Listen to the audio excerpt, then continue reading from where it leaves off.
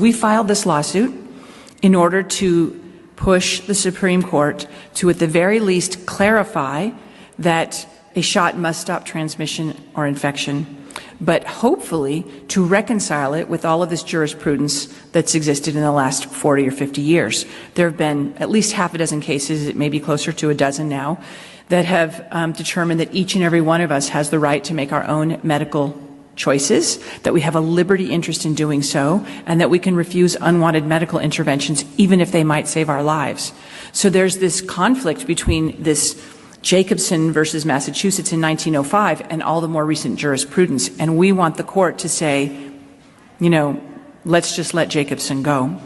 So in July 31st, we got the ruling back from the court saying that that they had overturned their own smaller panel decision and that the district court was right and they were dismissing the case.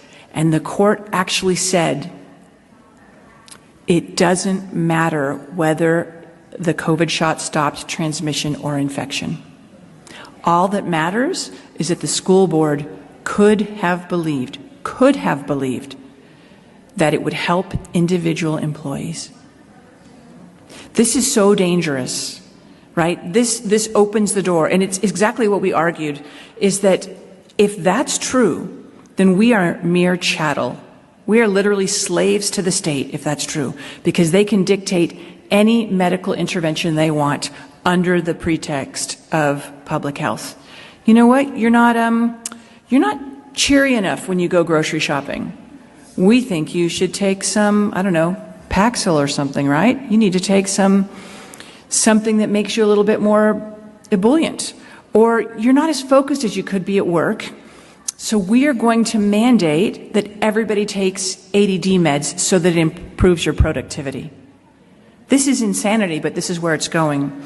And if you look at Borla from Pfizer, he has spoken repeatedly about chipping medicines.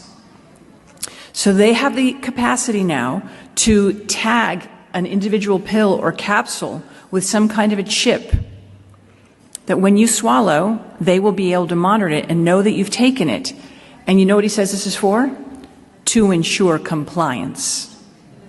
Right? So can you imagine how incredibly terrifying this ruling is from the Ninth Circuit, which is the largest circuit in this country, combined with this kind of compliance and all of the truly dystopian objectives of the New World Order and the World Economic Forum? This is terrifying, and it has to be stopped, and we can do so in certain ways.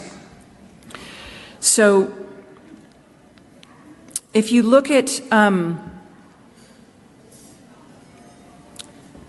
this case, it opens the door to essentially unfettered power for any state entity. But it also, by extension, may do that for private employers. Hopefully not, but that's where it's going.